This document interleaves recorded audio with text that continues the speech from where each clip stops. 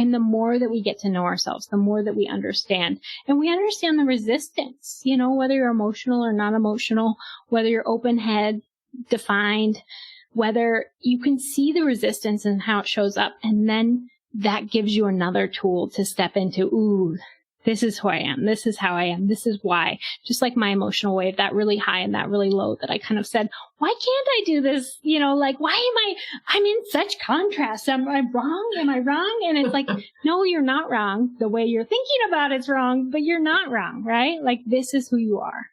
This is what you came here to experience. This is how your emotional wave works. This is how your energy works.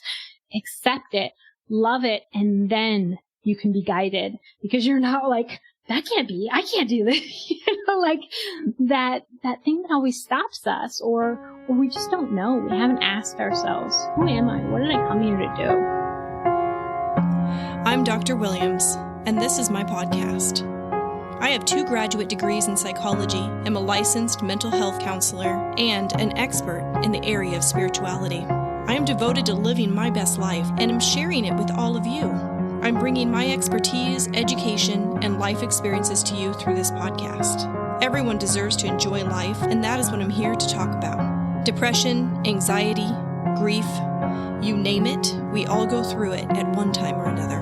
I believe there's a better way to come at these things than mainstream mental health care offers, and I'm here to offer you my perspective and dig into discovering how you can feel good no matter what life throws at you. It is my intention to contribute goodness to this world, and the content herein is how I do that. But one disclaimer before we dive in: should you decide to apply the information offered here, be prepared for improvements in your life. You may even live happily ever after, and you'll only have yourself to thank. This is Feel Good Now, the Dr. Williams podcast.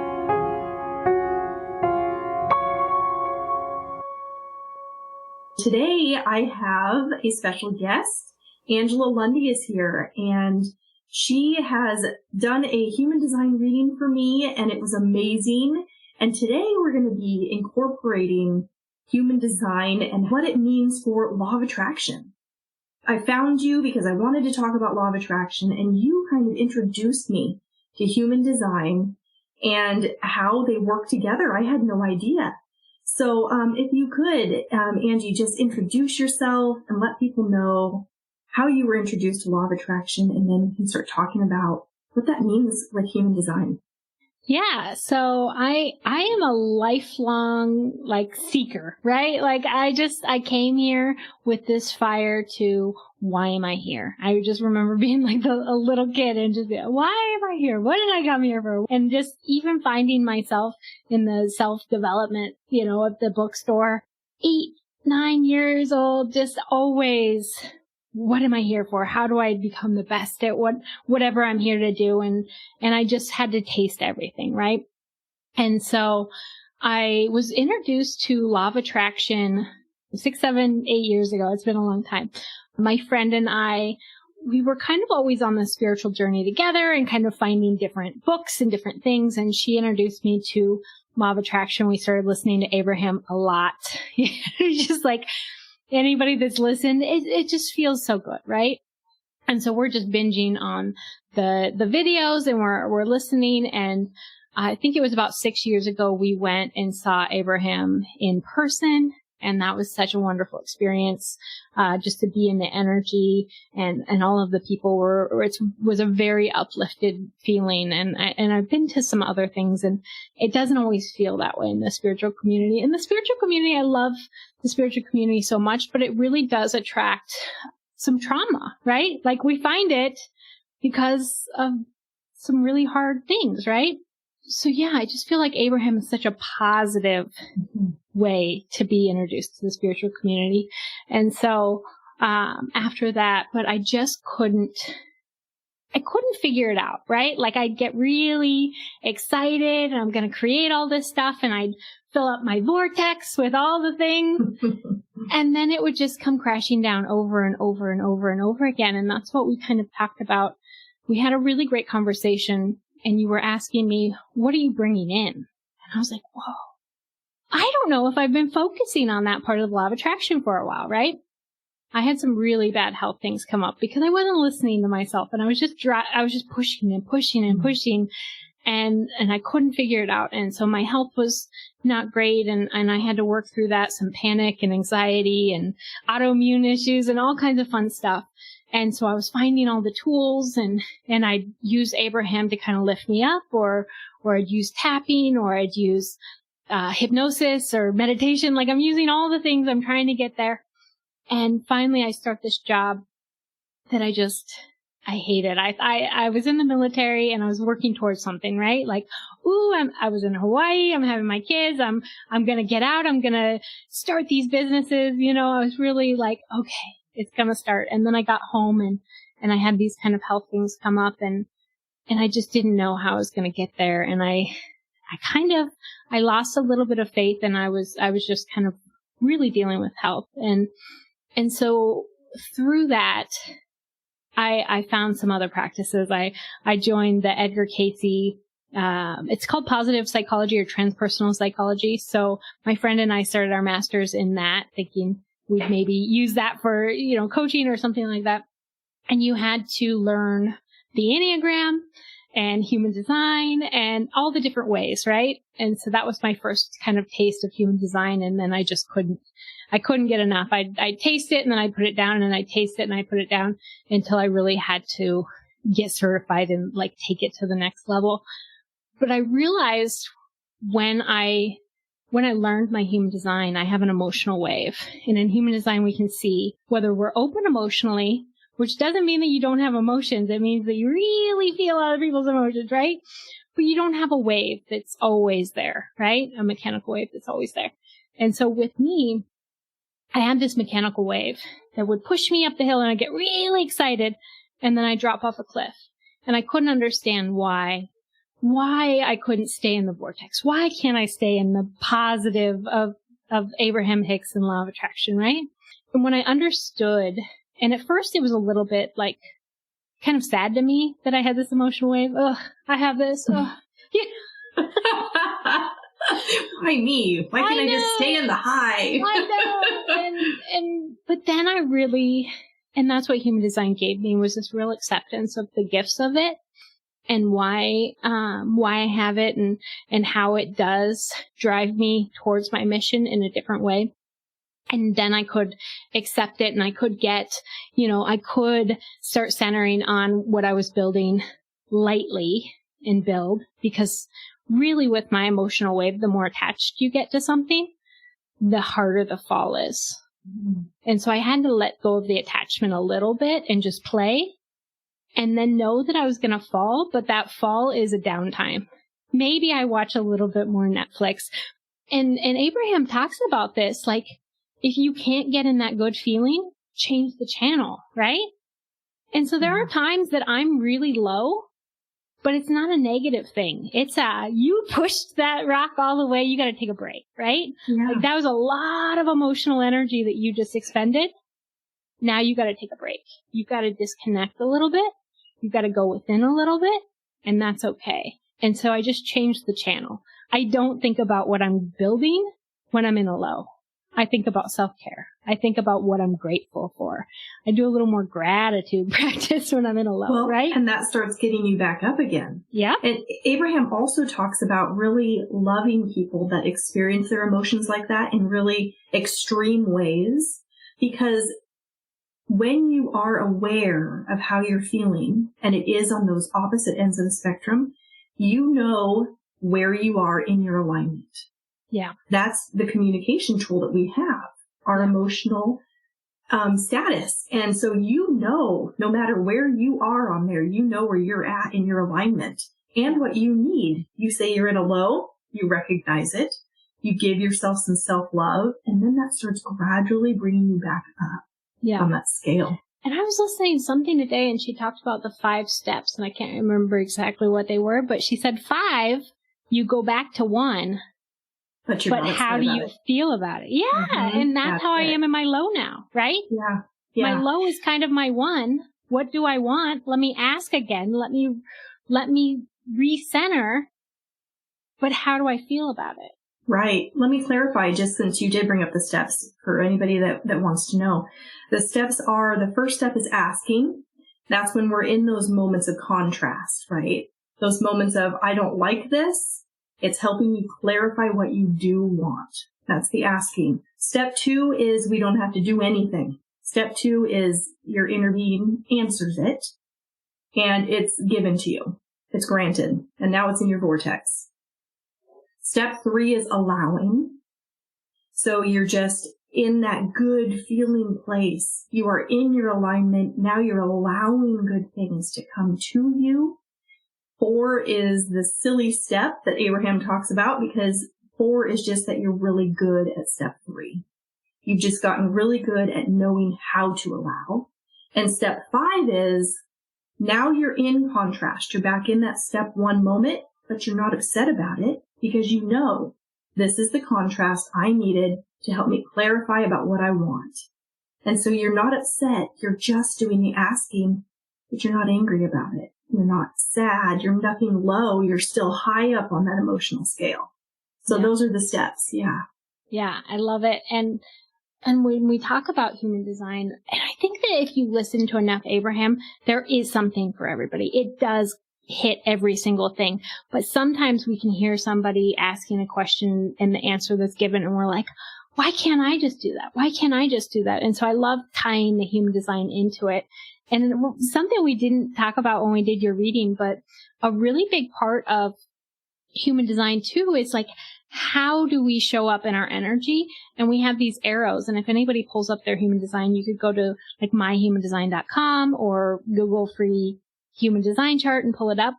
But you have all right arrows. There's left arrows, which is focused, and there's right arrows. That's more feminine, more flowing, right? And so my best friend, she has all left arrows, and she is focused, right? She's focused on the now. She's always focused on one little task or whatever. She knows like what carpet she's going to have in her house that she's manifesting. She knows every single little thing that she's going to have, right? Or right is more flowing. It's more, how do I want to feel in this? How do I want to be in this? And so I have a right arrow in manifestation. If you look, your manifestation arrow is the bottom right arrow. So when you're looking at that, it's the bottom right arrow. And yours is a right facing arrow, which is more feminine. It's more, how do I want to feel? And so for me, you see in the human design or the law of attraction, a lot of people are like, I want that Corvette. I want that thing, right? That's a little bit more focused.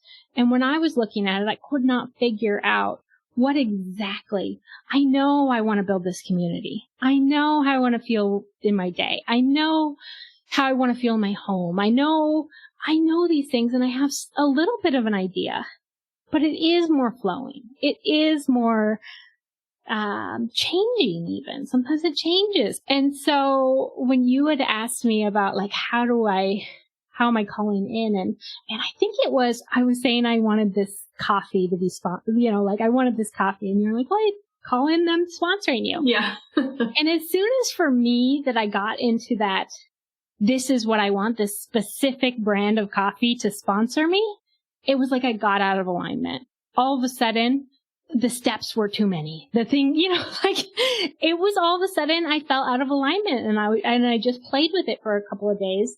Like, why does this feel so off for me? And I came up with a new method. So I'll meditate or kind of mindfulness, things like that. But I came up with this new method I call like my GPS, right? So I sat down to meditate. And I called in, I love the automatic write, where you kind of get in the theta state and then you ask a question and you kind of get your guides to help you write, right? And so I decided I was going to put the different levels of my life down. Like, I know I want some sponsors, right? I know I want to build my community. I know. So I wrote down the things that I wanted, and then I got into my theta state, breathing and all the exercise I do to get into theta state, which is kind of like a hypnosis, right? I've studied hypnosis. I do self-hypnosis. So I get into that state, and then I pretend like I got into a car, and I put my GPS to, I want to grow my business, right? broad but defined. Mm-hmm. And then I say, give me one step. What's my next turn, right? And I just imagine my GPS taking me to one turn. I don't have to get stuck in the weeds. I don't have to know what every single step is. I'm just taking it one little step. And that's what got me out of the overwhelm, right? Yeah. Abraham called that the next logical step. Yeah. You don't have to get overwhelmed with it. You just want to know what the next logical step is. Yeah. Yeah. So that's been my practice every single day. And I've gotten really good guidance and now I can allow, right? Because most of my arrows are right. In astrology, it's funny because I'm all fire and air. And I didn't look at your astrology, but fire and air is masculine, right? Go for it. Go do it, right? And I was like, but in human design, I've got these right arrows. So I'm supposed to do it in a feminine way. I am fire. I do have desire. I do have, I'm thinking of all the different ways, but I'm supposed to do it in a feminine way. I'm supposed to flow with it. I'm supposed to allow it, right? Yeah. And so I just love seeing that and understanding, how can I make this work more for me? How can I understand how I get into alignment better? Isn't this so much fun to listen to this conversation? This could be you. Do you guys want to be on the show? If you do, go to drwilliamspodcast.com and go to my scheduling calendar and set up a free 30-minute pre-interview call. You have something to say. We all do. So if you want to be a guest on the show, set up the time so that we can talk about it and see if we can formulate an episode around what you have to share about your unique perspective on life. For now, we'll just get back to this interview. Well, and when you said that was the right facing arrow, the feminine on the manifesting, right? It was about manifesting things. It made me think about how when Abraham talks about something that you want, you have to reach for the feeling of it. And you're talking emotional stuff here. Like when you're manifesting, if you can actually feel like you have that thing, that opens up the gateway to bring it into your experience. Yeah. So that idea occurred to me when you were talking about that. Yeah. But there's also focus, which is the left way, right? Yeah. The left facing arrows focus. Yeah. You also need that. That's that, people that really love vision boards and they want, my friend makes a vision board like you would not believe. So, some people put a couple of things on there, right? She is so detailed. She has everything, the words, it is insane, but that's who she is. She's left facing. She knows exactly what she wants. She knows what type of carpet, what type of curtain, she knows exactly the details. That I think about the people that brought in that car, right? I was in Abraham and the one guy, I brought in that car. I brought it in, right? I'm always like, I know how I want to feel in my car. Yes. Well, that'll make it happen right there. Yeah. The other thing I thought about when you were talking about feeling overwhelmed about all the steps in order to make something happen, are you familiar with the placemat method that Abraham talks about? It's in the book Ask and It's Given. I've read the book several times, but it's been years. So yeah, you'll have to refresh me. Abraham tells a story about Esther when things really started getting going with Abraham. She was feeling overwhelmed at everything she had to do. And she was at a restaurant which had butcher paper on the table. So Abraham encouraged her to get out a pen and do a big T on the butcher paper. And on the left-hand side, she was going to write down all the things that she was going to do today, just specifically the things she had to do. And on the right-hand side, she was going to put everything else over there. And at the top, it said, for the universe to do. And those are the things just releasing out into the universe. I'm not going to worry about those things. And Abraham tells this story, and Esther was amazed at how many things the universe got done that day. People that she needed to talk to called her instead of her having to call them. Problems were resolved. And it's that when you're overwhelmed, lightening your load so that you can just focus on exactly what you want to do, which is what you did. You created your own method, which is wonderful because it came from your alignment.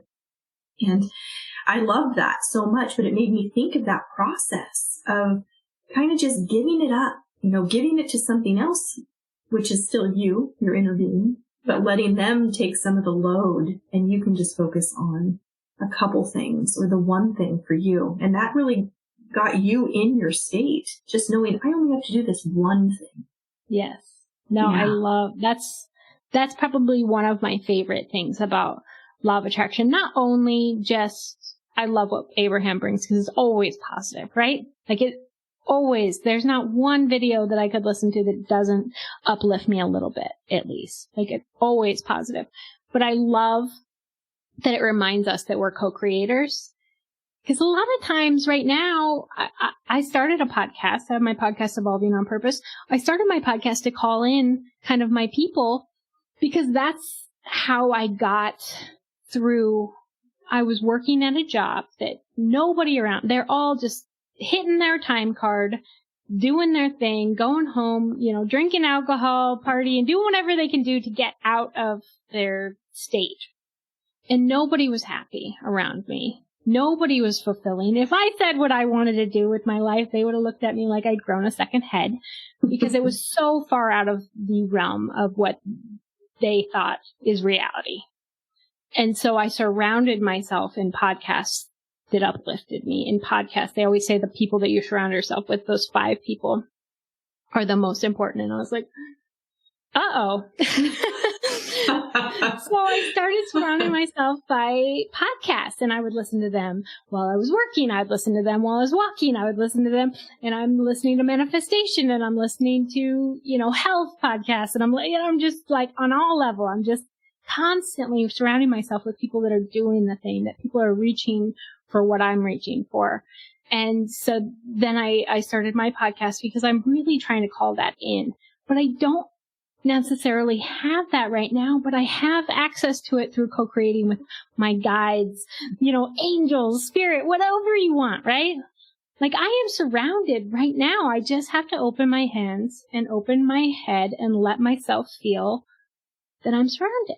And I can feel that at any time. And I love that so much. And I can't wait because my guides know that I want more, physical beings in my reality that are on this level, and they're coming, right? I met you and I've met all these different people, and I'm really, really excited about it, but I'm not doing it alone. And I love that. Yeah, you're right. I've just recently started tuning into my guides. I actually we went to Iowa and saw some family, and my mother-in-law had a friend staying with her, and she gave us all massages, and it was amazing. And as she was massaging me, she said, I'm getting a really strong energy. She said it was over my right side. She said it was a masculine energy, and that it was my spirit guide who wanted me to know that he's there if I want help. He's willing to help more if I'm open to it. And I got a little teary. It was kind of a releasing of resistance for me because it was, I don't know, it felt good to know that, And I said, well, what's his name? And she said, well, you're going to have to ask him. And then I was like, okay, I'll work on that in meditation. I was a little disappointed. And then all of a sudden she goes, his name is Zach. And I don't know why he wanted me to tell you, but he just took the opportunity to let you know his name is Zach. And there's something there that doesn't quite resonate yet. And I don't know what that's about, but I'm really enjoying the journey of exploring it and kind of, you're formulating a relationship. Yeah. I remember when I was so disconnected from that, and I'd go to Ohio and visit my friend, and her hairdresser was very psychic, and she said she just would turn off the radio anytime she's driving. She'd just have a conversation with her spirit guides, and I'm like, where is come on. And the way that I experience is it's not auditory, it's very knowing. I get this knowing, and I will,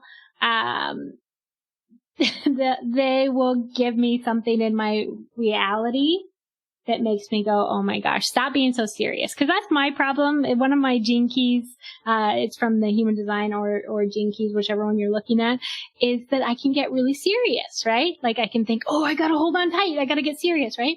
But I'm really here to be in delight. That's like the highest expression. And so they'll like remind me sometimes in my outside reality, but since I'm tapped in, tuned in, I notice it and I laugh at myself and so, but it's more of a knowing for me. I get knowing. I feel like I can know a person's energy. I can know things about them. I can know something coming through me. It's just a knowing, which is one of the harder ones because it's like, how do you explain that? I didn't see a picture. I didn't hear, Yeah.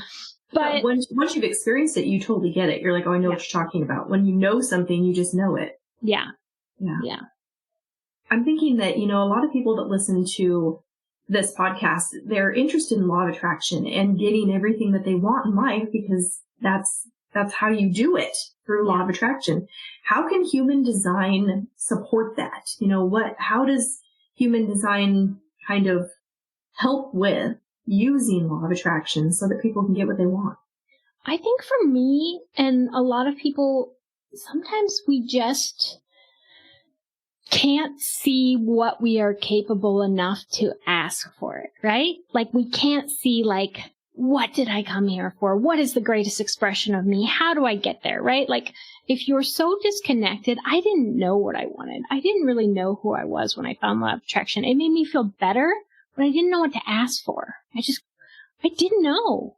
And so these tools of self-discovery helped me get clearer. Who did I come here to be? What is my purpose? And then it just gives me something to respond to because I'm a generator. I like to respond to life. It gives me something to respond to that I can then ask, that I can then draw in this reality. Cause I couldn't get there. I didn't know.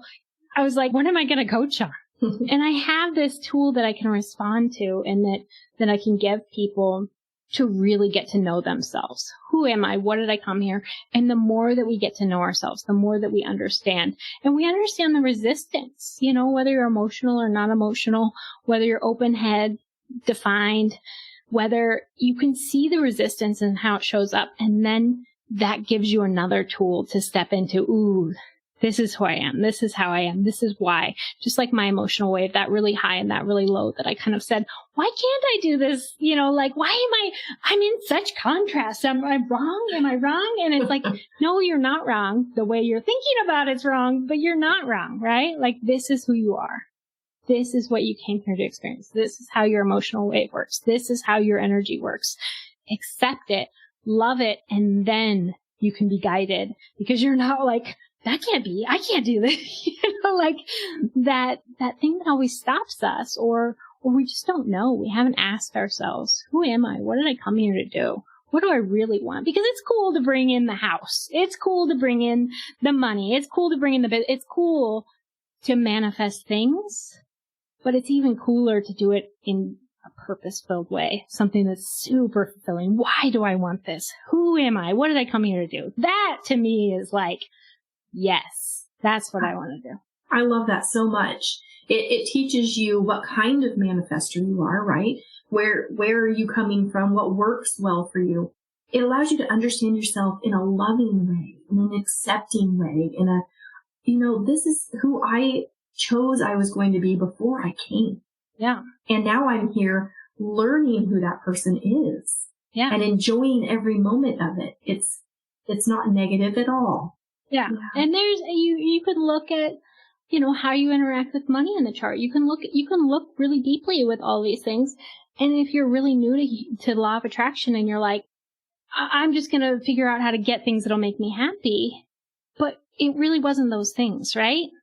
When you really do this work to uncover who am I and what I came here to do, then law of attraction is even more fulfilling and more exciting and more beneficial and you really can get into this co-creation. If you just come into it, that's how I came into it. I wanted to make more money. I wanted to travel more.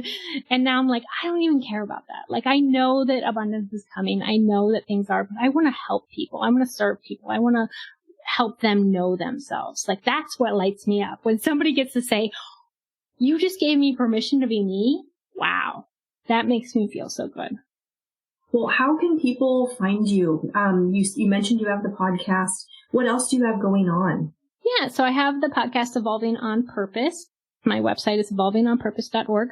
on my website, you can book a reading with me. I can do a human design reading. I do family readings, and then I do coaching. And when I do coaching, I really tie it in. We do 4 sessions that we're going to see your design, and then we're going to keep working on how do we get into alignment? How do we kind of move through this contrast in a more loving way? How do I love myself and see what I came here to do? So all of that is available, and then you can come listen to me on the podcast. I'm just interviewing people all the ways that we evolve on purpose. We're always evolving, but I just want us to do it on purpose. It's more fulfilling. It's more helpful to everybody around us when we're on purpose. We're really shining our light for the world. Thank you so much for being on the show and sharing you with all of us and giving us permission to love ourselves and be who we really are. Sometimes just hearing that is what we need. Yeah. And I know that my reading was wonderful and exciting. And if you guys want to hear that, I'm going to have that available soon. And go and have one of your own with Angie. She's wonderful. Thanks so much for being here. That concludes this episode, but if you don't want to wait for the next episode to come out, I have more for you at drwilliamspodcast.com. You can learn more about me and my journey to podcasting, find all the ways to connect with me on social media, and there's a button to subscribe so you're the first to know what's new and upcoming. You also can shoot me an email at hello@drwilliamspodcast.com. You are so special to me, and your support does not go unnoticed. I want to support you too. This podcast is my outlet for growth, because when you teach something, you hold yourself accountable and apply the information in life. But the inspiration for these episodes comes in a variety of ways, and one of those is through you. I want you to feel like this is your show too. So send me a message and let me know which episode is your favorite and why. And tell me if there's a topic you'd want to hear me talk about. Your feedback applies to so many people, and your suggestion could change someone's life for the better. The best way to do this is by subscribing to the show and leaving a review through your favorite podcast platform. I really listen to you guys, and this dialogue feeds my soul. You say that you're a fan of me, but truth be told, I am a fan of yours. Everything is working out for each of us, and we're all in this together.